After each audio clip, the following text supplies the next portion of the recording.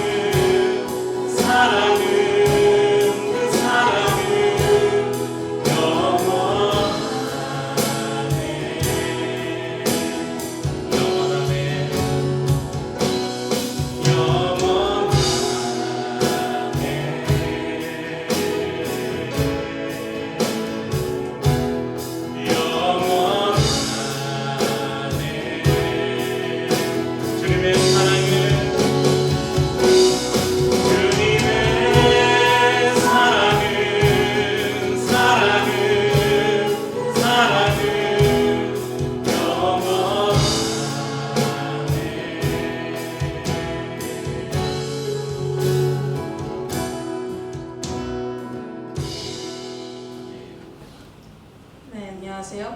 저는 이번 여름에 방콕으로 단기 선교를 다녀왔고요.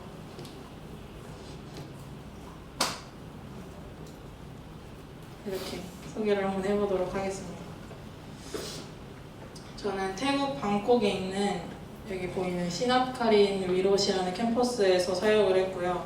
이 캠퍼스는 사범대로 굉장히 유명한 캠퍼스고, 그래서 많은 학생들이 이 학교로 오기 위해서 재수를 하거나 아니면 편입을 하는 친구들도 제가 많이 만났었고, 그래서 되게 약간 고학력자가 많아요. 뭐라 해야 되지? 그러니까 좀 똑똑한 친구들이 많아서 태국어를 이렇게 연습 많이 하지 않았지만 영어로 다 소통이 가능한 친구들이 많았어서 전도를 함에 있어서는 크게 어렵지 않았습니다. 그리고 제가 만나고 경험했던 태국은 굉장히 우상 숭배가 심한 나라예요. 그래서 그냥 길거리, 그리고 신당, 사당, 길거리나 가게마다 작은 불상이나 또 신당 같은 게 정말 그냥 자연스럽게 있는 동네고, 많은 그 학교 안에도 굉장히 크게 신당이 있고, 그런 것처럼 우상 숭배가 굉장히 심한 나라고, 특히나 최근에 그 태국의 공주랑 왕비가 두 분 다 이제 돌아가셔가지고, 특히나 그 길거리에 더 심하게 그런 추모하고 막 절하고 이런 자리들이 되게 많이 마련이 돼 있더라고요. 그래서 되게 또 첫날 그렇게 돌아다니면서 되게 안타까운 마음을 가지면서 또 사역을 시작했습니다. 저희 팀은 제가 가기 전에 소개해드렸듯이 타이밍이라는 팀이고요.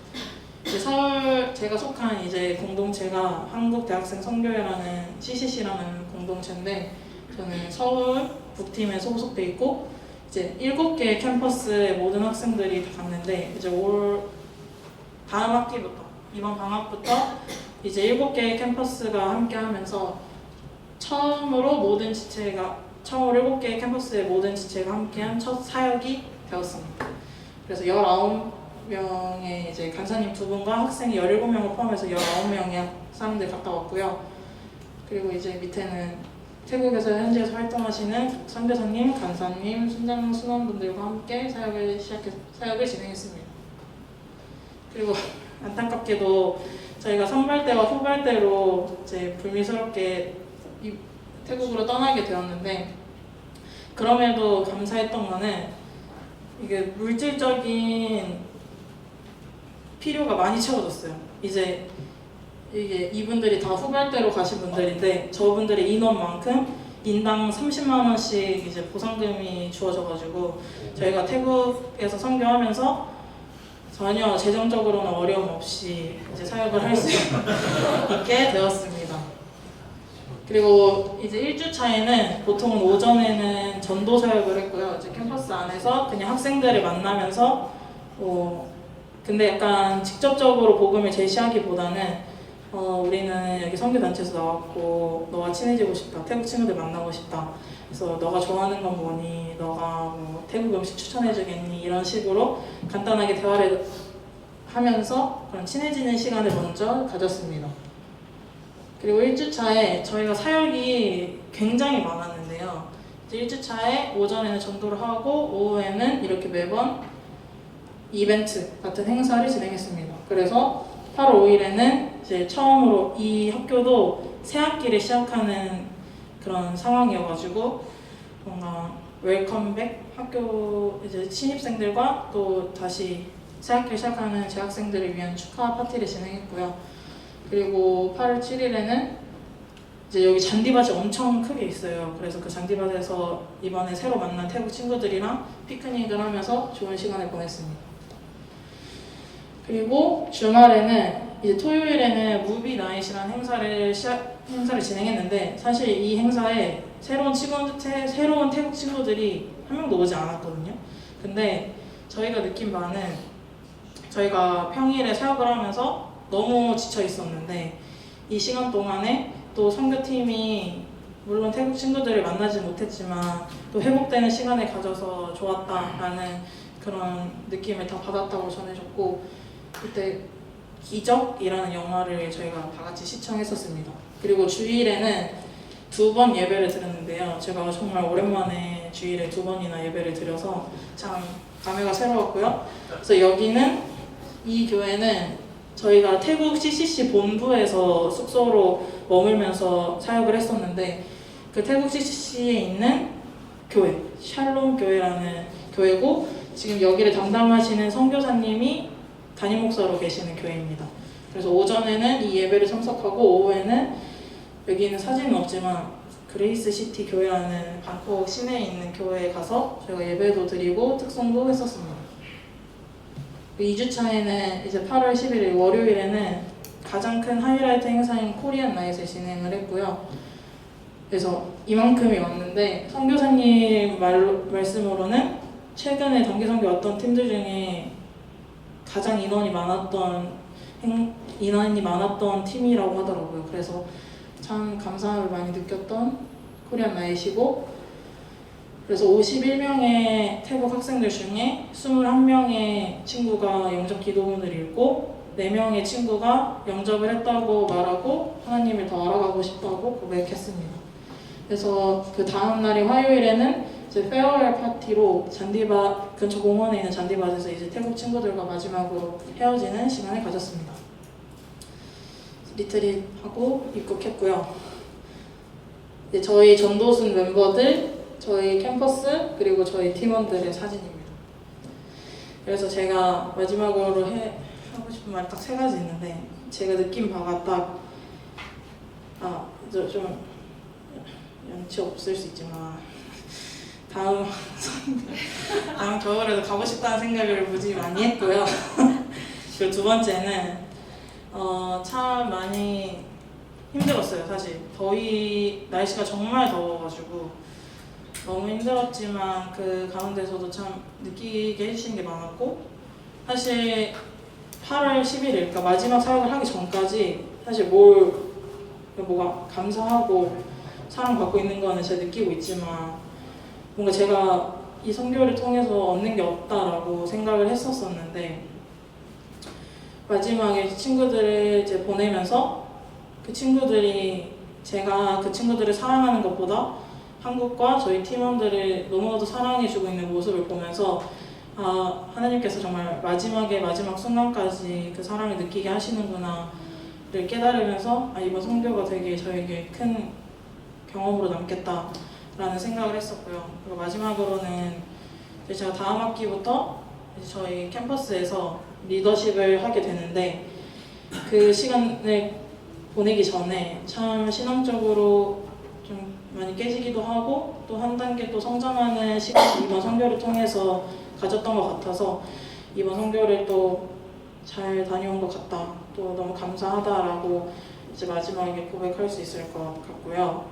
그래서 이번 선교까지도 또 함께 해주셔서 감사합니다.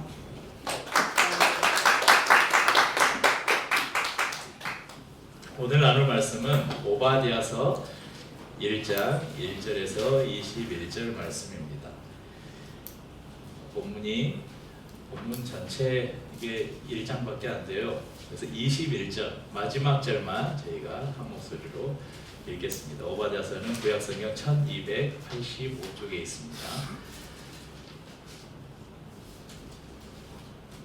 21절 마지막 절만 같이 읽어보죠. 구원받은 자들이 시온산에 올라와서 에서의 산을 심판하리니 나라가 여호와께 속하리라. 아멘. 그래서 오늘 이 말씀의 마지막 구절에 나오는 나라가 여호와께 속하리라, 이 설교 제목을 잡아봤습니다. 지지난주에 우리는 아모스서를 살펴봤죠. 아모스서 안에 감추어진 예수 그리스도를 찾아보았습니다. 아모스 선지자가 활동했던 여로보암 2세 시대, 물질적으로는 풍요의 극치였죠. 그렇지만 영적으로는 불의와 음란으로 부패한 시대였습니다. 아모스서 1장부터 9장 10절까지는 이처럼 패역한 이스라엘을 향한 하나님의 철저한 심판이 선포됩니다. 그런데 9장 11절부터 극적인 반전이 일어나죠. 그날에 내가 다윗의 무너진 장막을 일으키리라. 이런 말씀을 통해서 장차 오실 예수 그리스도, 참된 왕이시고 참된 성전이 되시는 예수 그리스도, 그분을 통해서 확장될 우주적 교회, 그리고 구원, 그리고 하나님 나라의 완성과 또한 한 번 하나님이 택한 백성은 결코 포기하지 않으신다, 놓지 않으신다는 그 교리가 뭐라고요?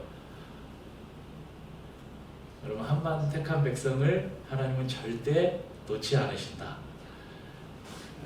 그 생각이 안 나시면 차가 고장나면 뭐가 와서 끌고 가요? 견인차가 와서 끌고 가잖아요. 성도의 견인, 이렇게 외우십시오. 성도의 견인.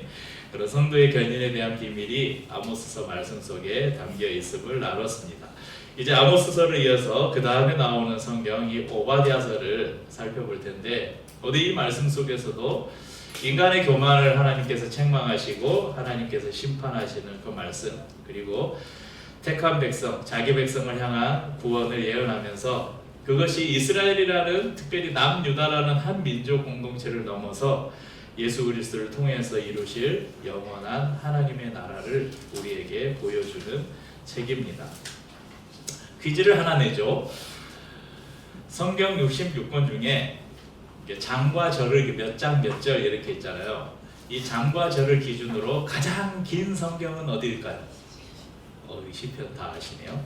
그러면 글자 수로는 예레미야서가 제일 많다, 길다고 합니다. 가장 짧은 성경은 어디일까요? 땡. 가장 짧은 성경은 1장 13절밖에 없는 요한 2서입니다. 네. 그러면 구약 성경에서 가장 짧은 성경은 오바댜서 1장 21절로 구성이 되어 있습니다. 네, 오바댜서 말씀을 준비하면서 문득 저의 고3 시절이 떠올랐습니다. 제가 1991년, 그러니까 고2에서 고3을 올라가는 그 겨울방학 때 2월쯤에, 날짜는 정확하게 모르겠는데 2월이었던 걸로 기억해요. 개학 전이었으니까. 그때 제가 인격적으로 예수님을 만났어요. 예수님이 나의 구주, 나의 하나님이심을 내가 인정을 하고 그분 앞에 내 삶을 드렸던 그런 때였습니다.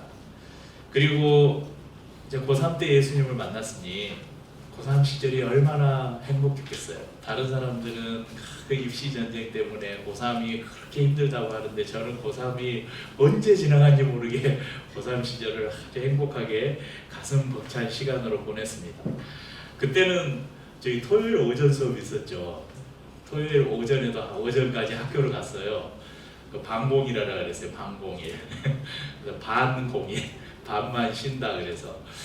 그래서 토요일 점심때 학교가 끝나면 바로 교회 가서 토요일 하루 종일 교회에 있다가 주일날 제 학생부 예배가 8시 반인가 9시인가 있었던 거고 8시 정도에 교회를 가서, 그때는 대부분의 교회가 다 저녁 예배가 있어서 7시에 저녁 예배가 있었거든요.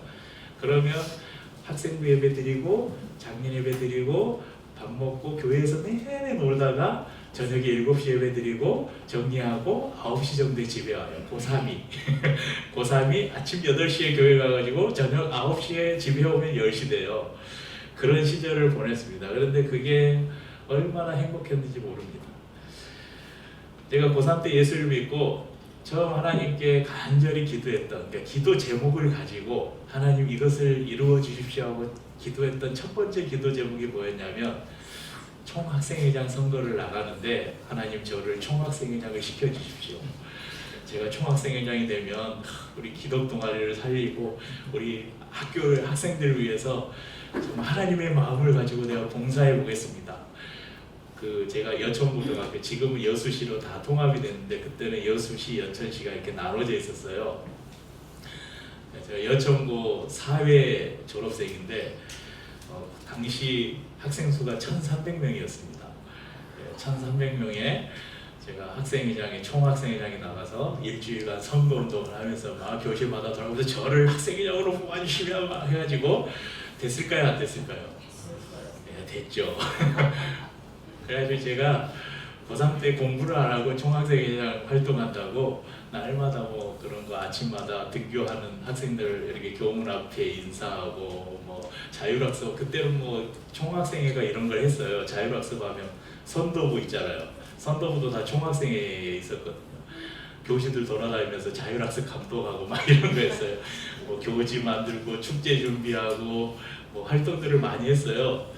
그런데 그런 이제 총학생회장 활동보다 제가 고3 시절에 했던 동아리, 제가 그 학생회장 하면서 마음속에 품었던 게 우리 학교의 기독 동아리를 제가 더 활성화시키겠습니다. 그런 마음이 있었거든요. 그때 기독 동아리의 이름이 오바댜였습니다. 그래서 이 오바댜를 보면 항상 고3 때 그 기독 동아리가 생각이 나요. 근데 그때는 오바댜가 뭔 말인지 몰랐어요. 그냥 구약 성경에 오바댜라는 성경이 있고 그 선지자가 있다, 그 정도로만 알았죠.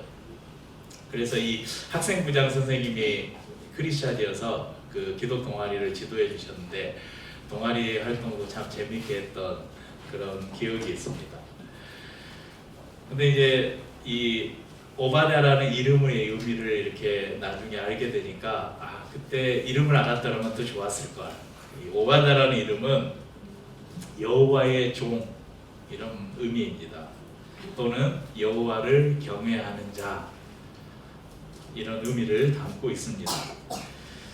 성경에 오바댜라는 이름을 가진 인물이 한 13명 정도 등장하는데 오늘 이 오바댜서의 저자가 그런 다른 성경에 기록된 오바댜라는 인물들하고 어떤 관계가 있는지 밝힐 수 있는 방법이 없어요. 그래서 오늘 이 오바댜서를 쓴 이 오바댜 선지자의 신상이나 가문을 정확하게 알 수 있는 방법이 없습니다. 어쩌면 이 오바댜라는 이름처럼 여호와의 종으로 여호와를 경외하는 자로 자신을 드러내지 않고 하나님의 공의로운 심판과 구원의 메시지를 그냥 기록하지 않았을까 그렇게 추측을 해봅니다. 원래 설교문이 제가 보통 A4로 설교문을 한 7장에서 8장 쓰는데 처음에 설교문을 제가 10장 썼어요. 근데 오늘 윤서 가봐 생각하니까 선교 보고가 있어서 요 몇 주 지금 예배가 너무 길어서 죄송해서 개요 부분을 팍 잘라 한 2장 정도로 확 드러냈습니다. 그래서 개요는 여기서 간단히 이렇게 넘어가고요.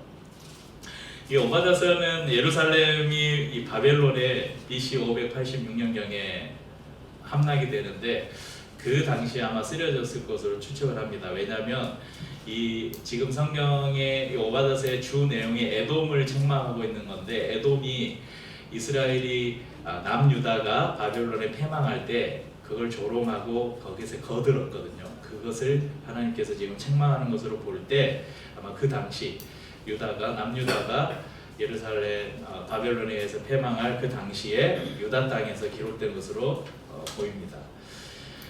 다른 구약 성경들도 마찬가지겠지만 특히 오바댜서는 이 에돔이라는 한 민족을 지금 책망하고 있는 말씀이거든요. 이 에돔이라는 한 족속에 대한 심판의 메시지가 기록되어 있기 때문에 이 성경을 단순히 이스라엘 역사에서 에돔과 이스라엘의 민족적인 갈등 그 관점으로만 본다면 굉장히 지역적으로 이 성경을 보는 오류에 빠질 수 있습니다. 하지만 지금까지 우리가 계속 살펴보고 있는 구속사적인 관점에서 역사적인 관점 또는 문자적인 관점이 아니라 구속사적인 관점에서 우리가 이 말씀을 우리가 살펴본다면 단순히 이스라엘 특히 남유다의 역사를 뛰어넘어서 하나님의 우주적인 교회를 향한 구원사를 우리가 찾아볼 수 있을 것입니다. 그래서 간단하게 여러분 표를 한번 보시면 역사적으로 물론 역사적 해석도 필요하고 구속사적 해석도 필요합니다. 이 역사적으로 쭉 보면요, 여기에 나오는 에돔은 역사적으로는 에서, 여러분 이 야곱의 형인 에서의 후손들입니다. 실제로 세일산에 거주했던 민족을 가리키죠. 그런데 구속사적으로는 이 에돔은 하나님을 대적하는 교만한 세상 권세, 육에 속한 세력, 사탄의 진영을 상징하는 단어로 에돔이 사용됩니다. 이스라엘과 시온은 혈통적으로는 야곱의 후손, 특별히 이 성경에는 남유다 민족을 가리켜요. 그런데 구속사적으로는 은혜의 언약 안에 있는 모든 백성, 그러니까 그리스도의 피로 구원받은 교회, 바로 저와 여러분들을 우리 성경에서 말하는 이스라엘 또는 시온으로 말씀하고 있습니다.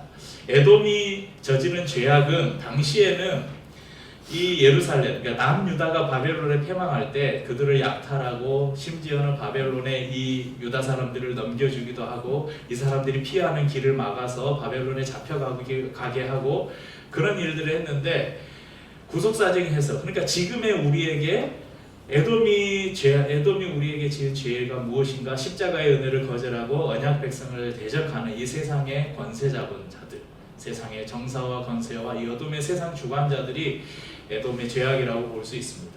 에돔의 심판은 실제 BC 5세기에 나바테아인에 의해서 에돔 족속이 멸망을 당했어요. 그런데 이것은 고속사적으로 볼 때 십자가와 예수님의 재림을 통해서 모든 사탄의 권세가 무력화되고 하나님의 나라가 이루어질 것을 예언하는 그런 말씀입니다. 이런 두 가지 해석을 두고 우리는 지금 오른쪽의 해석을 바탕으로 이 말씀을 살피고, 그러니까 왼쪽의 해석만 본다면 그냥 이 성경은 이스라엘의 역사에 불과하죠. 그런데 우리가 왜 오늘날도 이 구약 성경을 보고 있습니까? 이 구약 성경을 이 땅에 오신 예수 그리스도 그 구속사의 관점에서 해석하면 전혀 그 다른 의미들을 담고 있기 때문에 그렇습니다. 그러면 오늘 말씀 속에서 숨겨진 예수 그리스도를 한번 찾아가 보겠습니다. 세 가지로 살펴볼 텐데요. 첫 번째는 십자가의 역설입니다. 1장 3절에서 4절 말씀 같이 읽어볼까요? 1장 3절 시작. 너의 마음의 교만이 너를 속였도다.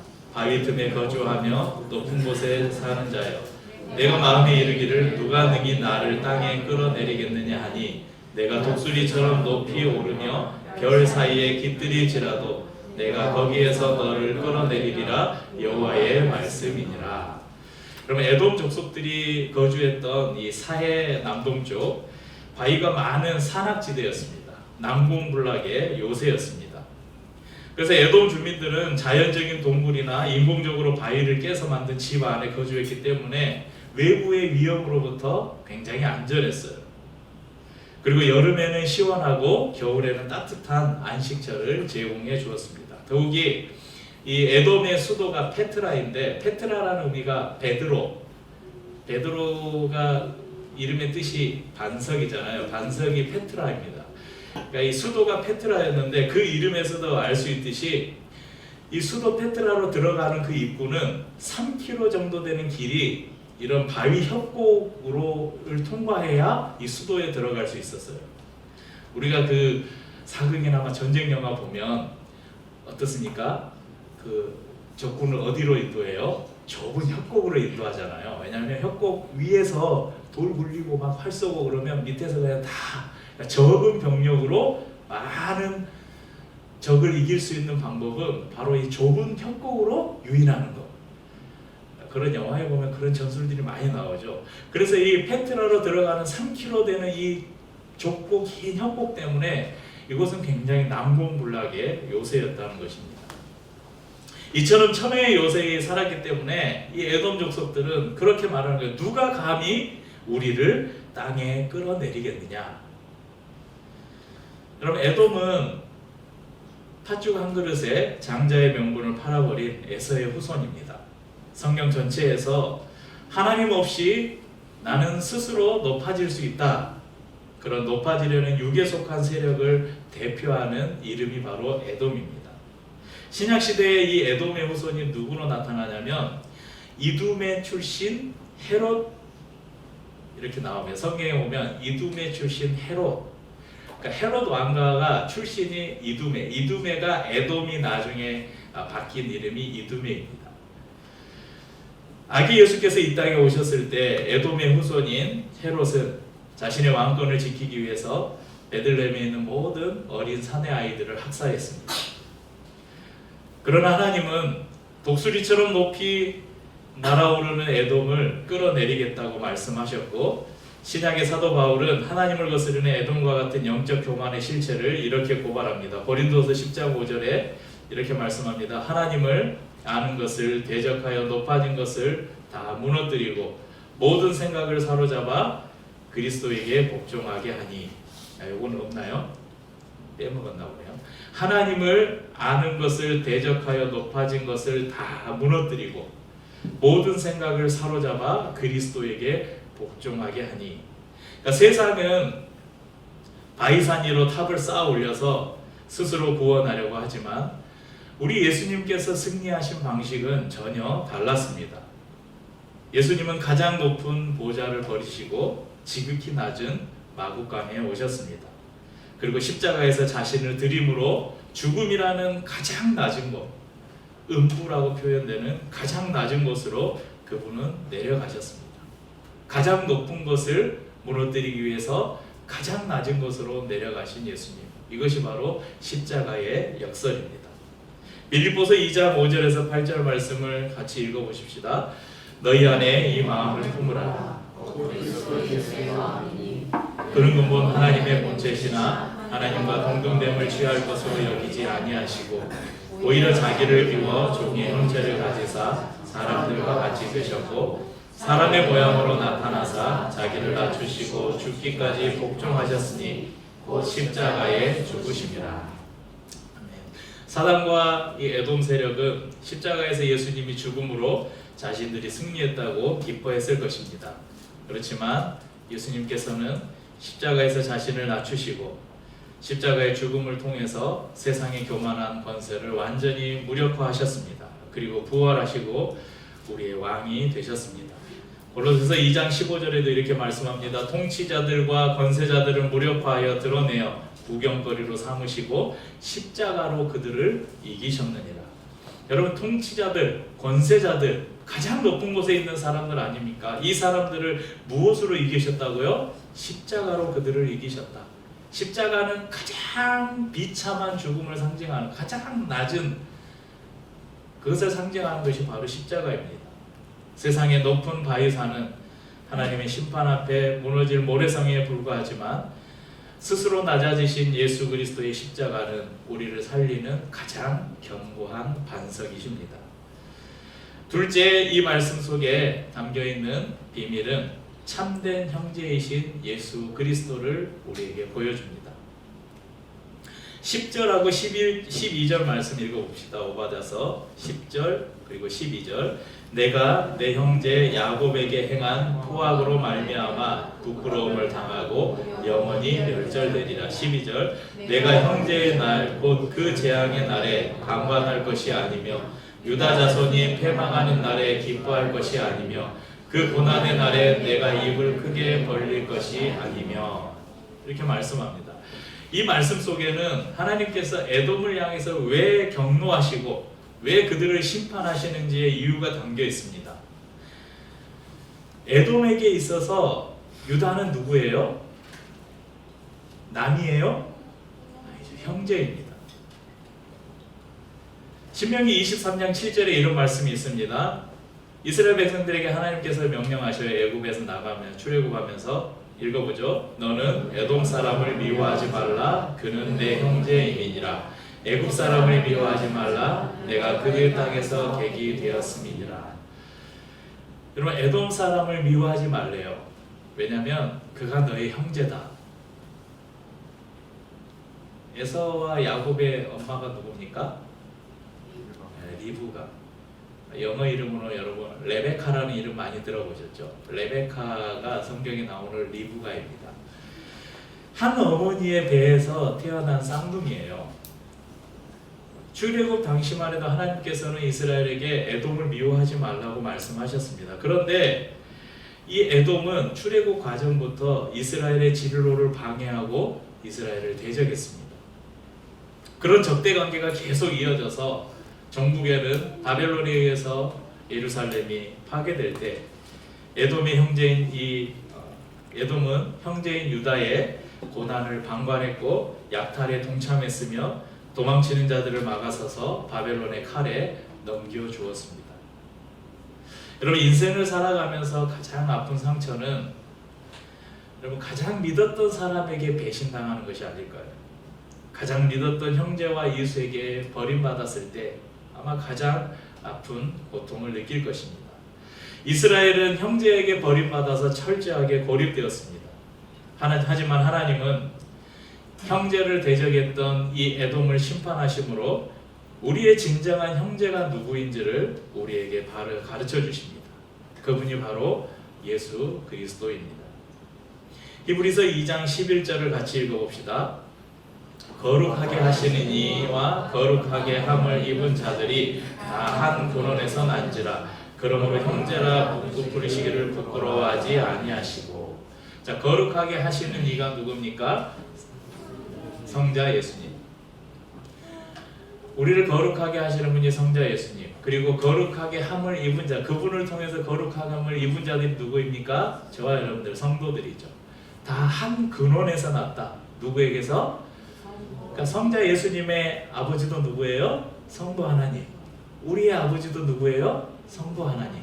그래서 예수님이 우리를 형제라 부르는 것을 부끄러워하지 않으셨다. 이렇게 성경이 말합니다. 에돔은 형제의 고난을 방관하고 침묵했지만 예수님은 우리의 죄와 슬픔을 방관하지 않으셨습니다. 우리가 죄와 사망의 재앙 속에서 죽어갈 때 예수님은 하늘의 영광을 버리시고 우리와 같은 피와 살을 지닌 육체를 입으시고 이 땅에 오셨습니다. 그리고 우리의 형제로 우리에게 오셨습니다. 에돔은 형제의 재물을 빼앗았지만 예수 그리스도의 우리의 형제인 예수 그리스도는 우리를 위해서 자신의 모든 살과 피를 내어주셨습니다. 그리고 지금도 우리 주님은 세상에서 상처받고 버림받은 성도들을 향해서 이렇게 말씀하십니다. 로마서 8장 15절에서 17절을 같이 읽어봅시다.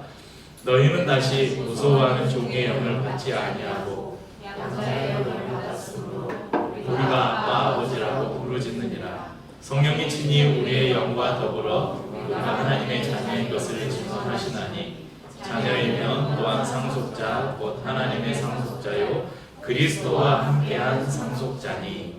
여기서 그리스도와 함께한 상속자라는 말이 무슨 의미예요? 형제라는 거예요. 여러분, 아버지의 재산을 상속받는 사람이 누굽니까? 형제들이죠. 그 한 아버지의 자식들이죠. 혹 누군가에게 또 정말 믿었던 사람에게 배신을 당하거나 상처를 받아 아파했던 분들이 있습니까? 그 사람들을 바라보지 마시고 그 사람들의 심판은 하나님께 맡기시고 나에게는 자기 자신의 생명을 아낌없이 내어주시며 십자가에서 나를 구원하신 나의 참된 형제 예수 그리스도가 계시다. 이런 믿음으로 위로가 되시기를 바랍니다. 세 번째, 이 말씀 속에 담겨있는 비밀은 시온산에서 펼쳐질 구원을 우리에게 가르쳐줍니다. 우리 17절과 21절 말씀을 같이 읽어봅시다. 먼저 17절 읽어보죠. 오직 시온산에서 피할 자가 있으리니 그 산이 거룩할 것이요 야곱 족속은 자기 기업을 누릴 것이며. 21절 구원받은 자들이 시온산에 올라와 와서 예서의 산을 심판하리니 나라가 여호와께 속하리라. 아멘. 오바다서의 결론은 절망이 아닌 찬란한 승리입니다. 15절에 여호와께서 만국을 벌할 날이 가까웠나니 이 날을 여호와의 날이라고 하죠. 여호와의 날은 대적들에게는 철저한 심판의 날이지만 하나님의 언약 백성에게는 완벽한 구원과 회복의 날입니다. 17절을 우리에게 선포합니다. 오직 시온산에서 피할 자가 있으리니. 그럼 구속사적인 관점에서 아까 이 이스라엘 시온이 어디라고 말씀드렸습니까? 구원받은 신약의 모든 그리스도인들, 예수 그리스도 안에서 구원받은 모든 교회 성도들을 가리킨다고 말씀하고 있습니다. 그러면 히브리서 12장 22절에서 24절에는 이것을 신학적인 의미로 어떻게 가르쳐 주는지 봅시다. 그러나 너희가 이른 곳은 시온산과 살아계신 하나님의 도성인 하늘의 예루살렘과 천만 천사와 새 언약의 중보이신 예수와 및 아벨의 피보다 더 나은 것을 말하는 뿌린 피니라.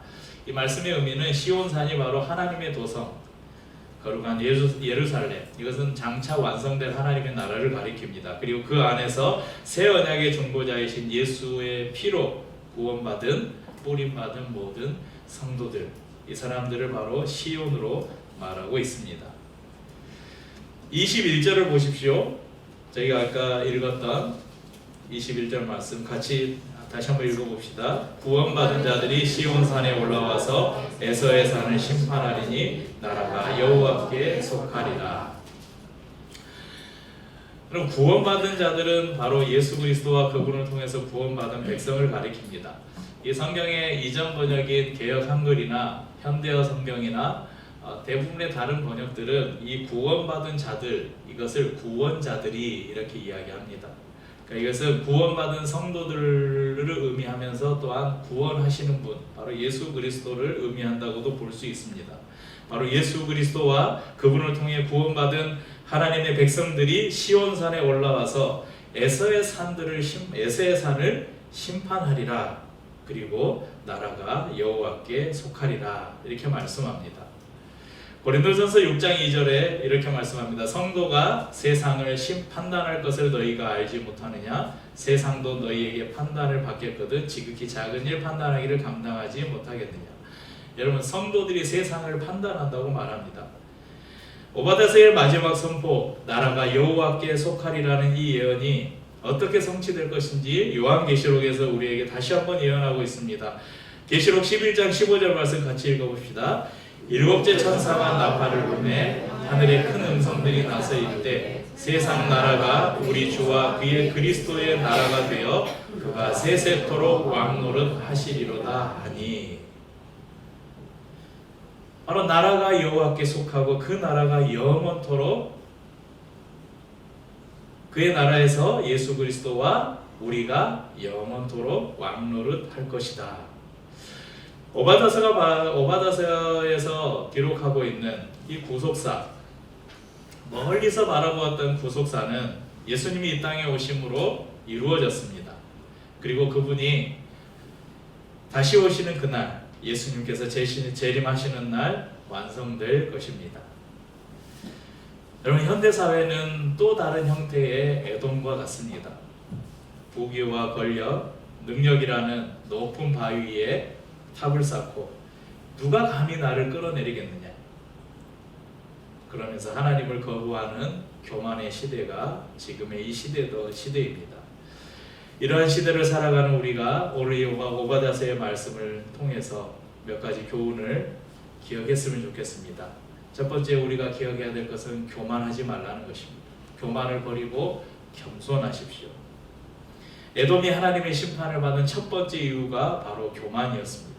자신의 힘을 믿고 하나님 없이도 살아갈 수 있다는 교만, 거기서 더 나아가 하나님을 대적하는 교만 때문에 심판을 피할 수 없었습니다. 성경의 교만하지 말라, 이것과 동일한 의미를 가진 또 다른 말은 뭐예요? 겸손해라. 교만하지 말라는 말이나 겸손해라는 말은 똑같죠. 성경에 이 교만하지 말라는 말, 그리고 겸손하라는 이 말씀을 하나하나 다 찾아서 하면 아마 이 설교 시간을 다 할애해야 될 거예요. 그렇게 많은 부분에서 하나님께서는 우리에게 교만을 경계하고 있습니다. 우리가 하나님을 믿는다 하면서, 교회를 다닌다고 하면서, 이렇게 여러분 주일날에 나와서 이렇게 예배 드린다고 하면서 정작 우리가 돌아서면 내가 의지하는 것이 내 통장에 잔고가 얼마나 남았는지, 내가 보험은 얼마나 드러났는지,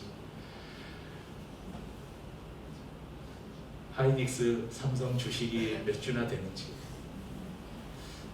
내가 얼마나 건강한지, 내가 얼마나 좋은 직장에 얼마나 좋은 스펙을 가지고 있는지, 이것들이 우리의 요새가 되고 있지는 않은지, 그러면서도 하나님은 적절히 이용하면서 필요할 때는 하나님을 꺼내서 쓰다가 필요 없을 때는 하나님 잠깐만 계세요 하고 나의 힘을 의지하고 살고 있지는 않은지 한번 돌아보시길 바랍니다. 성도는 매일 말씀 앞에서 우리의 높아진 교만의 탑을 무너뜨리고, 하나님 오늘도 내 힘과 내가 쌓아놓은 성벽을 의지하지 않고 오직 나의 반석은 예수 그리스도밖에 없습니다. 그래서 나는 예수 그리스도 당신만을 의지합니다. 이렇게 고백하면 늘 겸손의 무릎을 꿇어야 할 것입니다. 두 번째, 우리에게 주시는 교훈은 형제와 이웃의 고난에 동참하라는 것입니다. 에돔이 심판받은 첫 번째 이유가 교만이라면 두 번째 이유가 뭐라고 말씀드렸습니까? 자신의 형제 유다의 고통을 외면했다는 것입니다. 오히려 외면하는 것을 넘어서 적극적으로 유다의 고통을 주는 것에 동참했다는 것입니다. 요한일서 3장 17절에서 18절에 이렇게 말씀합니다. 누가 이 세상의 재물을 가지고 형제의 궁핍함을 보고도 도와줄 마음을 닫으면 하나님의 사랑이 어찌 그 속에 거하겠느냐. 자녀들아, 우리가 말과 혀로만 사랑하지 말고 행함과 진실함으로 하자. 우리가 누군가가 어려운 상황에 있어요. 정말 도와주고 싶어요. 근데 진짜 나도 한 끼 밥을 먹는, 삼시세끼 밥을 해결하는 것도 너무 어려워요. 그래서 어디서 돈을 빌려와야 먹고 살 수가 있어요. 그런 형편에 있으면 그럴 수 있어요. 너무 힘들지. 그렇게 말로 위로할 수 있어요. 그런데 오늘 말씀이 뭐래요? 이 세상의 재물을 가지고, 나에게는 내가 쓸 것 이상의 재물이 있어요. 그런데 주위에 나의 이웃이, 나의 형제가 궁핍해요. 어려워요. 그런데 힘내. 얼마나 힘들어. 괜찮아질 거야. 곧 나아질 거야. 그러면 하나님의 사랑이 어찌 그 속에 있겠느냐. 자녀들아, 우리가 말과 혀로만 사랑하지 말고 행함과 진실함으로 하자.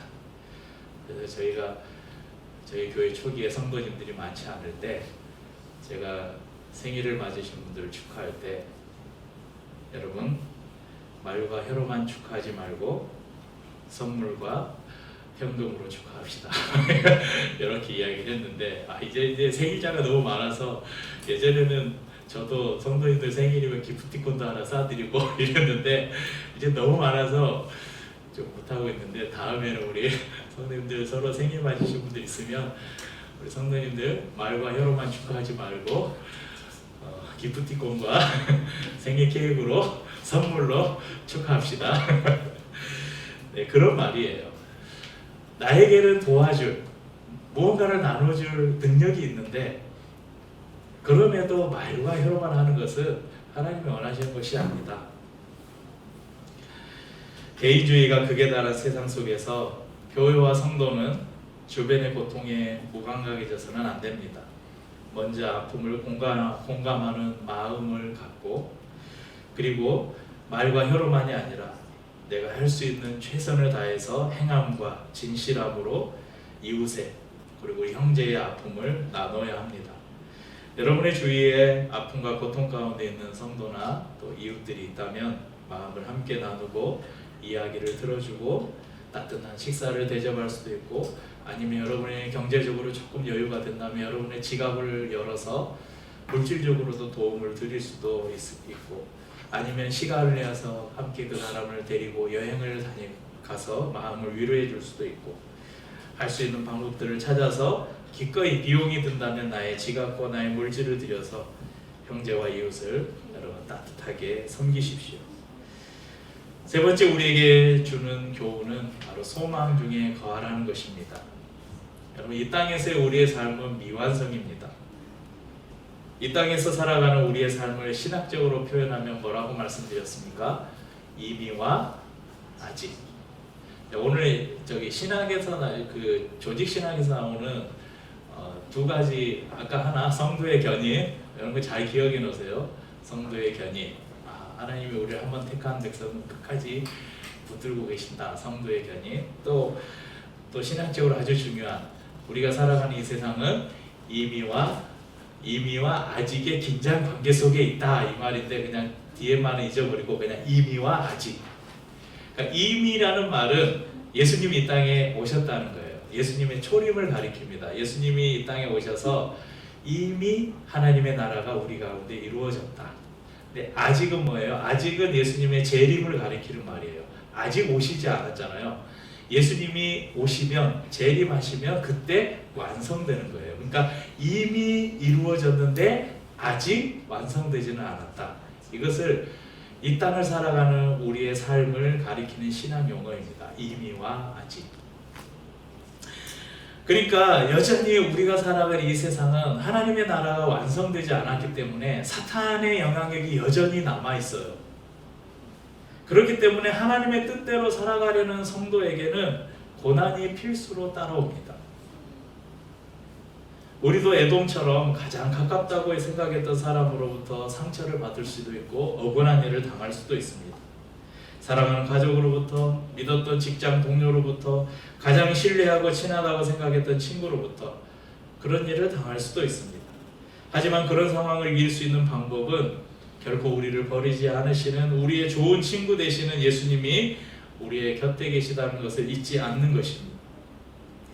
뉴스나 사회 현상을 바라보면 악인이 승리하는 것 같아요. 예수 믿지 않는 사람이 승승장구하는 것 같아요. 적절하게 속임수를 쓰고 적절하게 타협하면서 그렇게 해서 하는 사람이 나보다 더 잘 되는 것 같아요.